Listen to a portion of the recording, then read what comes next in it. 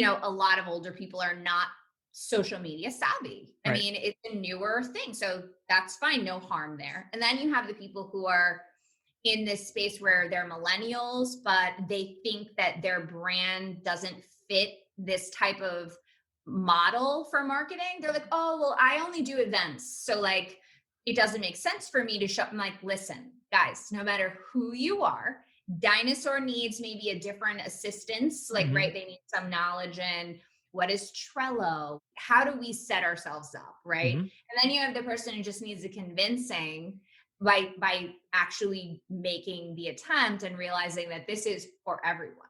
And what Hmm. do we call this? Like, I think it's like influencer style marketing, but I don't like the term influencer because I think that intimidates people. Right. It's more like thought leaders. Yeah. Like you are a thought leader in your niche and you should show up. Your network is your net worth. Come listen to some of the most successful people I know share invaluable knowledge, stories, and advice in real estate, business, and beyond. This is Weiss Advice. Whether you want to take your business or personal life to the next level, look no further. Welcome back to Weiss Advice. I am your host, as always, Yona Weiss, and today I'm joined by Stephanie Saunders. How are you today? Hi, Yona. I'm good. How are you? I am doing wonderfully. Thank God. Good. It's great to have you on the show. You are just started your own podcast too, which is really cool. Look forward to Yeah. checking that out. The S2 Show. Yeah. I'm so happy to finally be on Weiss Advice. You have no idea. You're like such a celebrity coming on to LinkedIn. You were like the first person that I saw. I remember we connected initially, and yeah, you have an amazing presence and ability to connect people, and I really admire how you leverage all that. It's very cool. So I'm happy to be here. Thank you. No, I appreciate that. And I do remember when you really first jumped in full force into LinkedIn, which seems like, ages ago, but it's really been, about a year, like a Just little the more than a pandemic. year. Yeah. I really started, social media like intensity at the beginning of the pandemic. And I think you are like, a great example of someone that puts in the effort, really gets the branding down and just goes all in. And it's Right. been very successful. I mean, your business is a very niche service, which makes it Right. easier to stand out when it comes to branding, I Sure. think. But, you know, what you've done is really created that brand from the colors to the fonts, everything, like, very well. I mean, you're even wearing the same color shirt today, blouse, as your brand color. I mean, like, come on, that's Right. Well, you know what? I think it's so cool that you say that. Like, because you watched it happen kind of like from the very beginning. I keep trying to tell everybody that, like, Mhm. hey guys, if I can do this, like, all you have to do is this. It's super easy. Don't be scared. Like, your niche service, it doesn't matter. It's cool. Get Yeah. on here. It is really cool. And have you seen, like, I mean, I've seen this, and I'm sure you have, but I'd just love to hear, because what you do is something called, we work for a company, Public Adjusting, and maybe Yeah. touch on that for a second, because I don't think a lot of people really, I mean, I'm in the real estate industry, and most people who are in the real estate industry may have heard of it, or they know what it is a little bit, but I'd love for you to just tell us, in a short sentence or two, what is that, and how, really what I'm curious about is how has your social media presence really helped the growth of that company? Right. So public adjusting is definitely a niche service. We help property owners of all kinds. We mainly focus on commercial and industrial type of losses. But after an incident occurs, you, as the policyholder, the property owner, have to go up against the insurance company. And you're usually at the mercy of their decision, or that's what most people think. Right. So public adjuster is really the person you hire that represents your side of the situation. So it kind of puts you in a better spot where you can say, okay, insurance company, I don't necessarily agree with your findings here. I'm being quoted at a much higher cost to do this fixing and to get my property or my community or plaza back in working order. So a public adjuster will challenge that and help you represent yourself and get you the money that you should be getting. Gotcha. Awesome. So that's, I mean, pretty straightforward. It sounds like Yeah, basically anyone who has ever had an insurance claim, which happens sure, pretty sure. often, it's something that you need in your toolbox for sure. Yeah. But in terms of the presence, so, it's really interesting because I think we're all in this weird time, and tell me if you agree, where SEO and like PPC, they're not as significant. I'm not saying I'm not an expert there, right? So like that's not my vibe. I've always been in like brand positioning, communication, Hmm. but I think it's a time now where you are an individual brand. So Yeah. people want to know the story behind what your company is, who the players are. Right. Right. And I think providing my story has increased our presence and revenue by like almost 100%. It's unbelievable. Yeah. I mean, I totally agree with you because social media has done wonders for our business as well. And it's really the same thing. Like people, I get, the company I've worked for, Madison Specs, been around for 16 years. It's a, well-established, nationally recognized conservation company. And, the CEO has been doing this for decades. He gets calls sometimes from people like, who's this guy, Yona Weiss? I heard him Great. on this podcast and with like one of the most famous people in the self-storage, just it's Right. incredible. Yeah. But it's putting it yourself out there and getting that branding down pat so that people know immediately, like they recognize you, who Yeah. you are, what you do, Right. and there's so much opportunity out there. So if you're listening to this right now and you're thinking to yourself, well, I post a little bit on social media, but it's really just, my family and Facebook and Instagram and taking nice pictures and all that. Think about this for a second. LinkedIn is so prime for disruption by people like you and me, have businesses, have services, and it's an opportunity to get known by hundreds, thousands, tens of thousands, even, hundreds of thousands, I would say, of people around the country in the space. Yeah. No, I totally agree. I think we have two tiers of people right now, though. So I read something the other day. Someone was targeting, I guess, older salespeople who are transitioning away from corporate and like creating their own company. Mm-hmm. And she referred to them as dinosaurs. Interesting. Okay. So, and I actually appreciated this to a degree because, a lot of older people are not social media savvy. I Right. mean, it's a newer thing. So that's fine. No harm there. And then you have the people who are in this space where they're millennials, but they think that their brand doesn't fit this type of model for marketing. They're like, oh, well, I only do events. So like, it doesn't make sense for me to show. I'm like, listen, guys, no matter who you are, dinosaur needs maybe a different assistance. Like, Mm-hmm. right, they need some knowledge in what is Trello? How do we set ourselves up, right? Mm-hmm. And then you have the person who just needs a convincing by actually making the attempt and realizing that this is for everyone. And Mm-hmm. what do we call this? Like, I think it's like influencer style marketing, but I don't like the term influencer because I think that intimidates people. Right. It's more like thought leaders. Yeah. Like you are a thought leader in your niche and you should show up. Right. Yeah. And establishing yourself as a thought leader, is relatively easy to do. It just takes consistency. It takes a little creativity, that's for sure. Yeah, Because you definitely. do have to stand out, especially Yeah, if you're in a space that has, tons of people. If you are a real estate, multifamily syndicator and there's like 200 podcasts out there that are doing the same thing, you have to do something different than right. everyone else and stand out. Right. Agreed. Absolutely But agree. still worth it. Even if you're in a saturated market. It's really amazing to me that the even millennials just don't buy into it. They think, oh, but it's just because of your market. I'm like, how is it that you think public adjusting is part of the market where we can do everything that an Instagram influencer used to do? Right. Like, come on, guys. So are you using Instagram also? I mean, I just saw you there. I actually just followed you yesterday, I think, because I saw your name pop up somewhere. So it's funny that you say that. We're talking about like trends of social media. So a couple of reasons that I'm on Instagram, but I had a conversation with someone on there, and Instagram is it's so different. They're like, oh, would you like to partner with different organizations to promote yourself? And I'm Mhm. thinking, like, the standard Instagram influencer, they have a big following and then they post products. I get it. You can do that across many boards, right? You can do that with podcasts. Don't you do that? Isn't there something like support me coffee thing? Is that Yeah, similar? yeah, you could do that. There's definitely, avenues for people to help Sure. support the show for sure.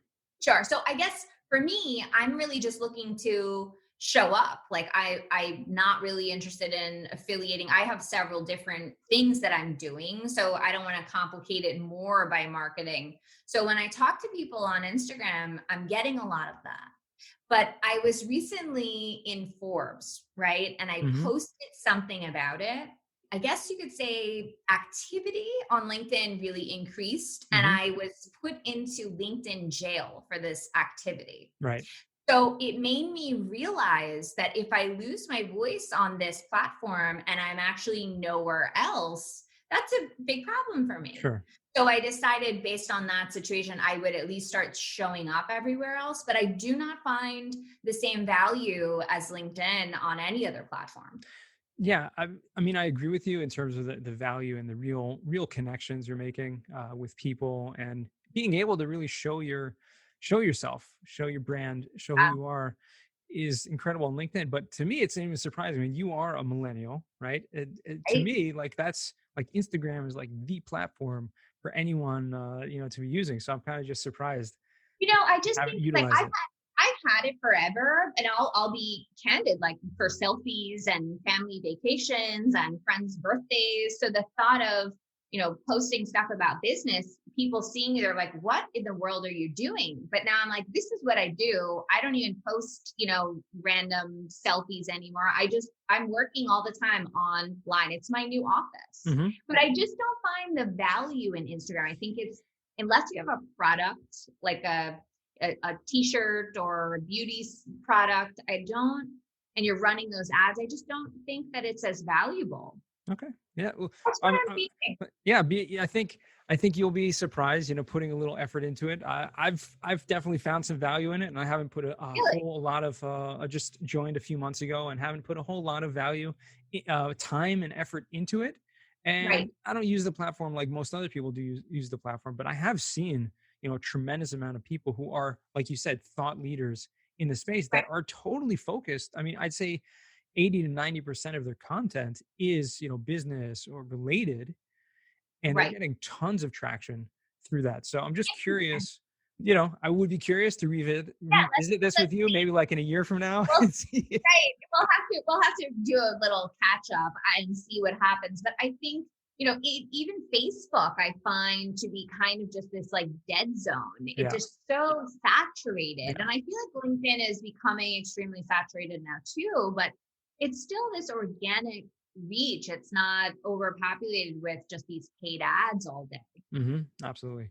So you have, let's talk a little bit about the S2 show, and you have also a marketing company, S2 Marketing. What's that?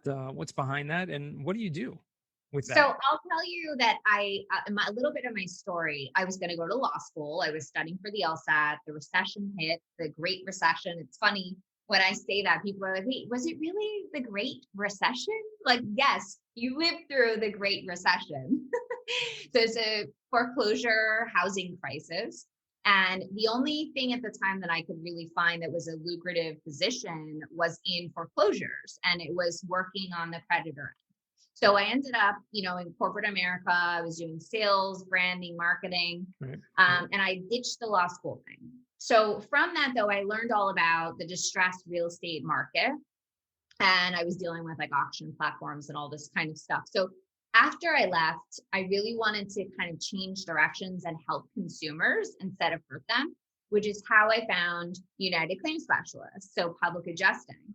So I got involved, I partnered with them. It's like my passion project. I'm able to give back in this way where I understand what investors have been through, what they need, how to support that. So I've always been into marketing, and I figured people are coming to me constantly. How are you doing this? Can you help me? Like, okay, I'm going to use my consulting firm. It's going to be S2 marketing, and I'm going to help people get their brand together. And just, this is how you start. You don't have to spend $10,000 a month on a marketing agency. You know, I think marketing agencies are on the prowl right now because they know everyone is trying to figure out something new. Right. So I'm just kind of like this straightforward 3-tier, you got nothing, you got something, you just need a facelift. Let us get you going. And here's your how-to and your look and your presence. Okay. And like the brand storytelling and some video assistance, right? Gotcha. And the S2 show is really all the behind the scenes of professionals. Like I want to talk to real estate experts like you and like you talk to, and I want to talk to some people that I know that are doing things in the nonprofit world. Because I also have a nonprofit that I founded during the pandemic. And it's really just going to be like personal life, but really geared towards, you know, like the climb of success. Awesome. Yeah, that sounds good. You know, just having real conversations, getting to know real people. I think that's really what this podcast is about too. That's kind of how I brand it, is let's just talk. Let's see where the conversation goes. And hopefully the listeners, if you're still listening, are getting value from this, and, you know, stay till the end. Right. I agree. It's really nice. Did you like Joe Rogan? I like him sometimes. His style, I definitely like. He asks good questions. I like his style. Like it's just a conversation. Everybody's on the same level. They're just talking. Like it's, right. I like to be able to get into that. It's cool. Yeah, very cool. So what, let me ask you, just kind of switching gears entirely now, because we talked a little bit about public adjusting. We talked about, you know, your show, your branding, which again, I think is really on spot. You even got like the, you know, the pink flowers on your, you know, matching your brand on your name on LinkedIn, which is kind of unique and definitely helps steer away some spam messaging and things like that. But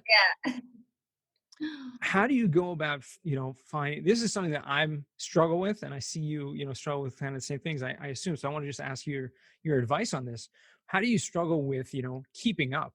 You know, you have tens of thousands of followers, you know, keeping up with all the content, the engagement on all that, and, you know, the business and all the other projects you're working on. What's a couple secrets to your success? Gosh, it's really hard to do all these things, you know, and I'm always like wanting to add more things. And it's just, you know, eventually you get drained, right? I think my number one was learning how to delegate. I'm a bit of a control freak. I'm a bit OCD, and I realized that actually does more harm than good. So I do have a really great team. I have an assistant. I have someone that helps me with, you know, doing design. I think still to the point where I want to micromanage things because I have a very specific direction, and, you know, so, but I'm trying to let go of that. That's huge. So yeah, I think it's your team. Having a team is huge, but also in terms of scheduling like posts and that, I lay out a plan. I use a calendar, social media calendar, and I kind of have like, I don't have anything that's set. Like, I don't like this, oh, it has to be like this and it has to be like that. I think it's kind of natural, and I enjoy that more. I don't want to know that every time I go onto Yona's page, like on Mondays, I'll see this and on Fridays, I'll see this, right? It's not the same. So I have a general concept, and I spend a few days a month, and I put things on there. There are lots of things I want to talk about, and those things change though too. Like, you know, but I think that helps set the tone for it to at least be happening. So being organized and scheduled and having a little bit of assistance and delegating has been pretty big for me to maintain. You ever find yourself on top of that, just like on a whim, just like randomly, oh, this is something I have to post about, something I have to share. Absolutely. Just like all throwing the it time. in there. When I got into LinkedIn jail, I was like, okay, hold up. I have a video. Everyone needs to see this right away. I had no idea this could happen. And then that went up like the next day. That's cool. Because, you know, it's good to have a calendar, but it's also good to be flexible. And, absolutely. You know, when things come up, like I was literally just last night, I was listening to a podcast, and something really funny happened on the podcast. I'm just like, whoa, I just have to share this. This is really Yeah. cool.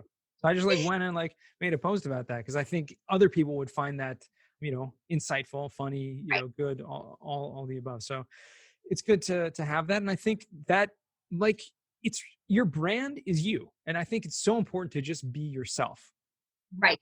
not to have these kind of, flashy cameras and everything has to be like perfectly set because people really want to get to know you. And like you said at the beginning, that's really a big shift that's happened lately. It's also the probably the scariest thing. So when I realized that, I was kind of like, wait, how can I be myself? Like, I didn't even know like what that meant. Like, I'm supposed to just talk about me. And I like took off the blazer and I was like, okay, I'm going to wear a long sleeve shirt. That's the color I liked. That's my starting point. Like, strip it down. Like, basically it sounds ridiculous, but I think that people are almost more intimidated by, not having that corporate shield or not having that business professional shield. Mhm. So I think we almost have to just say, maybe just talk about like a story from your weekend. So you help people like ease into it, Right. but back to the schedule, I think even though you don't have to stick to it, I think if you're just starting, having that as like a place to begin is makes a huge difference to also you seeing how possible it really is to show up. Absolutely. And that definitely helps, if you have an assistant or you have a team, because once you have that schedule, then it's very clear and transparent and they can help Right. make that happen as opposed to just kind of randomly trying to throw things together. Yeah. It becomes overwhelming, stressful, you name it. Yeah, and then you give up and you don't show up for a month and then you come back on and everyone's like, hey, where have you been? It's kind of the algorithm, right? You don't see the person then when they show up 3 months later. And I think it also has to do with just the missed opportunities. There's so many, I mean, literally I get daily messages from people, Yeah. multiple times a day, just about this, about that, things where Yeah. it's really incoming business. And I think if you just kind of took a break, you'd miss a lot of that and you'd miss a lot of opportunities. So there's really importance to showing up. I think it's a huge. Absolutely. For sure. And really, I think, again, you can do it however you want, and then it'll all kind of come into place. You don't have to like know the whole plan. Yeah. Right? Yeah, for sure. Let it, and it develops and it evolves as time goes on. I mean, think like you didn't plan to have this S2 show 6 months ago. No, I did not. No.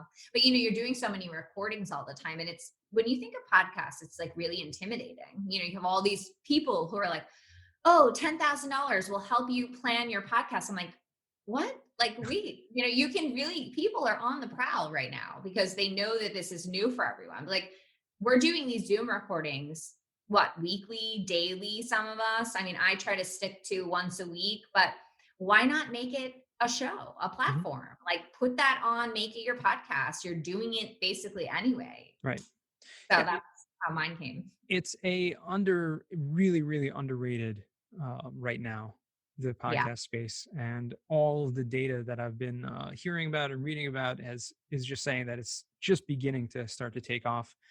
So if you're thinking of starting a podcast, now's the time to do it. I think it also comes back though to intimidation. I think people just think, oh, there's all this stuff that goes into it. Oh, you need a studio. Oh, so it's really, we're kind of proving during this time that it's really not that big of a deal. Sure. I mean, obviously, if you want it to be more professional, and there are definitely, there's a whole production staff, and you can make it as professional as you want. But you don't need it. Like, we're recording on Zoom. Sure, I have a a nice little microphone here, and it helps the sound be better and stuff like that. But it can be done with your ear pods or whatever. Right. So Clubhouse is really changing the podcast game. So I'm just getting into the podcast world.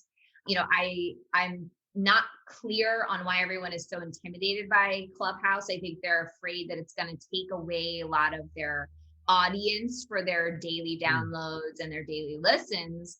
But I'm finding Clubhouse to be like a unique world of its own. People are on there all day. You can get really lost in it, but you can also find really valuable rooms and, hear from experts and just quick, done, connect with them.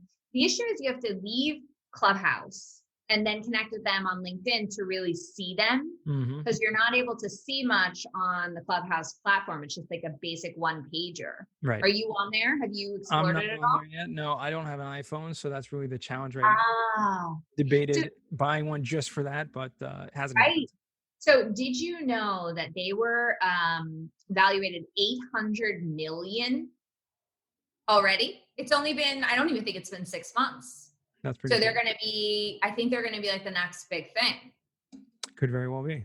Yeah, audio only platform. I mean, I see there's definitely value there. I've seen it, but I also see the value in connecting, especially business wise, connecting with people, face to face. Sure. So if you have to then go from there, unless they integrate, kind of visual thing into it, it might be more challenging. Sure. I think they're going to be like standalones. Like, I think you're always going to have the face-to-face as your next step, but it's sort of like an intro. Like, for you, to go on there and talk about your expertise with a couple of people, and you have an audience of, 100 for this 30-minute slot you created. And then every single one of those people now, found you, and they find you on LinkedIn, and then you're connecting face to face. I'm kind of seeing it like it's like an intro to. Right. No, that's great. That's definitely cool. There's so many out there, and I'm sure in the next 6 months there's going to be more and different, things coming up like TikTok and all those other things out there. Right. But I want to take this opportunity to kind of transition into the final segment of our show, which is the final four. So we're going to ask you 4 questions. The first one we ask everyone is, what is the worst job that you ever had? So it's funny because I want to say the worst job I ever had was during my days in corporate in the foreclosure, representing creditors. But I can't really say it. So it's such like a love-hate, because I learned so many valuable things being in corporate, all the politics. But if I really had to say the worst job, it was definitely one of my larger banks at that time in my life was extremely difficult. And so I'll go with working for ServiceLInk. Okay. All right. Second question. What is a book you've read that's given you a paradigm shift? So I have it right here, and I would totally show it if you'd like to see it. Yes. It's called The Golden Ghetto. And it's an interesting perspective on affluence. I don't know if you could hear me there, but affluence, right? Okay. So this is it, The Golden Ghetto. And I read it a couple of times, and I had it out because I recently did an entrepreneurship day for a mentorship group for kids. And they were like, what is the best way for us to learn more about how to think about money and how to think about success? And I was like, this is your friend. So it's an interesting read. I recommend it highly. It talks about like the different lives of everyone, freedoms and our opinions of wealth and how to kind of overcome that so you don't hold yourself back. So it's a very cool book. All right. We're going to put that in the show notes and check that one out. It's a new one. Yeah. What is a skill or talent that you would like to learn? I really, for no reason at all, like no need of mine, I would really love to master Adobe Photoshop and Adobe Illustrator. It is a very, very, it's like a whole school. You need to attend college just to learn how to use. Yeah. It's very complicated. I mean, that's why they, pay graphic designers, you get paid well, know how to use it. Right. I'd like to learn it though. Okay. Very cool. Kind of nerdy answer, but we'll take it. Yeah. I'm definitely a nerd. We're on the fourth and final question, which is, what does success mean to you? Gosh, I'll say this is so cheesy because another nerdy answer. So look, success to me has always been money, right? Money, power, title. I talk a lot about, like, I always wanted this title and I had it and I had this huge ego. And then when I left corporate, I realized that this was the most ridiculous thing I had attached myself to, right? So now I think success for me is how I can make a difference in the world. Like I am creating many different layers of services but they're all related to helping people in like an immediate need. You know, the foundation really targeting people with career pivoting and kids, you know, like, and then, you know, property damage. I'm obsessed with real estate. I'm a real estate investor. You know, I'm always watching distressed markets and buying bad debt, helping people with property damage. Like, so I think I just want to make a difference in a positive way while also hopefully making money. Well, there you go. There you have it. That's a good Another answer. nerdy answer. No, that was a good one. Stephanie, it's been a pleasure. Where can our listeners find you or reach out to you? So LinkedIn is my favorite, but also StephanieSaunders.com. But I definitely prefer LinkedIn. Absolutely. Well, it has been a pleasure, as I said, and hopefully we can do this again sometime. Actually, the tables are going to turn pretty soon. You're coming on mine next. Yeah. Okay. Thank you again for your time. It's been Thanks for having me. Okay. And to our listeners, remember, the best advice comes only when you ask. Real quick, I have one question for you. Did you like this episode? If you did, I want to ask you a huge favor. See, the biggest thing that helps this podcast grow and that will spread this message to the whole world is that if you leave a review, a rating, and subscribe to the podcast. What that does is it basically tells the platforms that this podcast is out on is that you like my stuff and I'm doing something right. So take a few seconds out of your day, hit that subscribe button, leave a rating or review. I would be extremely grateful. Also, I want to hear from you guys. So I want to hear some feedback. If you have any questions for future episodes, please find me on LinkedIn. Send me a DM, a connection request, Yona Weiss, and I'd love to hear from you.